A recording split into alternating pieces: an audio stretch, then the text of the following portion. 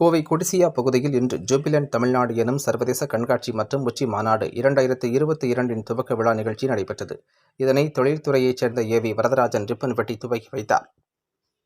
கோவை அறக்கட்டளை நடத்தும் ஜூபிலண்ட் தமிழ்நாடு என்னும் சர்வதேச எக்ஸ்போ மற்றும் உச்சி மாநாடு 2024 என்னும் நிகழ்ச்சி கோவை கொடிசியா வளாகத்தில் இன்று தொடங்கியது.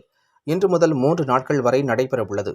இந்த நிகழ்விற்கு தமிழ் அரசின் ஸ்டார்ட் அப் தமிழ்நாடு மற்றும் ஃபேம் தமிழ்நாடு ஆகிய நிறுவனங்கள் ஆதரவளித்துள்ளது.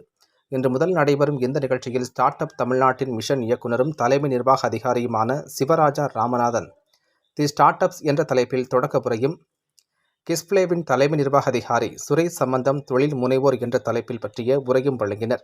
இந்த மாநாடு மற்றும் கண்காட்சியில் ஸ்டார்ட் அப் நிலையில் உள்ள நிறுவனங்கள் முதல் சிறு மற்றும் நடுத்தர அளவில் உள்ள தொழில் நிறுவனங்களை சார்ந்தவர்கள் வரை பங்கேற்க முடியும். இதில் பங்கேற்பதன் மூலம் முதலீடு, கூட்டாண்மை, புது வியாபார தொடர்புகள் உருவாக்கிக் கொள்ளுதல் உள்ளிட்ட பல வாய்ப்புகளை பெற்று அவர்களின் வியாபாரத்தை மேம்படுத்திக் கொண்டு வளர்ச்சி அடைய முடியும் என்றார்.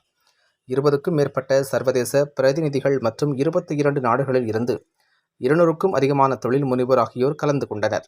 தமிழகம் மட்டுமின்றி தேசிய அளவிலும் சர்வதேச அளவிலும் இருந்து மொத்தம் 15,000க்கும் அதிகமான பேர் இந்த நிகழ்வில் பங்கேற்க உள்ளனர். இன்று நடைபெற்ற இந்த கண்காட்சியை ஏவி வரதராஜன் ரிப்பன் வெட்டி துவக்கி வைத்ததுடன் இங்கு காட்சிப்படுத்தப்பட்டுள்ள அரங்குகளை பார்வையிட்டார் என்பது குறிப்பிடத்தக்கது.